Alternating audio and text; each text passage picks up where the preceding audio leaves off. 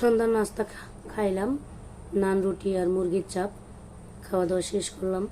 এখানে আমি পেঁয়াজ কুচি, রসুন কুচি, কাঁচামরিচ কুচি, চিংড়ি মাছ দিয়ে দিলাম একসাথে। এখানে চিংড়ি মাছের মাথাগুলো বেটে নিলাম, হলুদের গুঁড়া, মরিচের গুঁড়া, লবণ স্বাদ মতো, আদা রসুনের পেস্ট দিয়ে একটু সামান্য পানি দিয়ে কষিয়ে নিলাম।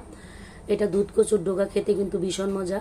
কে কে খান অবশ্যই কিন্তু জানাবেন কমেন্টে। তো এভাবে ভাজি করে নিলাম, খেতে ভীষণ মজা লাগে। তো আমার ইউটিউব চ্যানেলের নাম নাজমা রান্নাঘর, অবশ্যই আমার চ্যানেলটাকে সাবস্ক্রাইব করে দিবেন। আমি কিন্তু অনেক দিন পরে ভিডিও নিয়ে আসলাম। এখানে আমি ডালটা বসিয়ে দিলাম চুলার মধ্যে।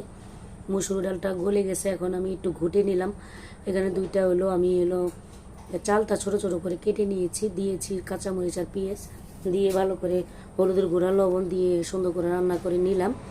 এখন আমি রসুন থেতো করে আর পেঁয়াজ দিয়েছি। এখন আমি বাগার দিয়ে নিলাম। তো কেমন হলো তো অবশ্যই জানাবেন। যারা আমাকে পেজ থেকে দেখছেন, আমার পেজটা তো নষ্ট হয়ে গেছে, আপনারা হয়তো জানেন না। আমার পেজটা, পুরান পেজটা আর নাই, আমার ফেসবুক পেজটা। তো অনেকগুলো মাছ আনলাম, কেমন হলো জানাবেন। আল্লাহ হাফেজ।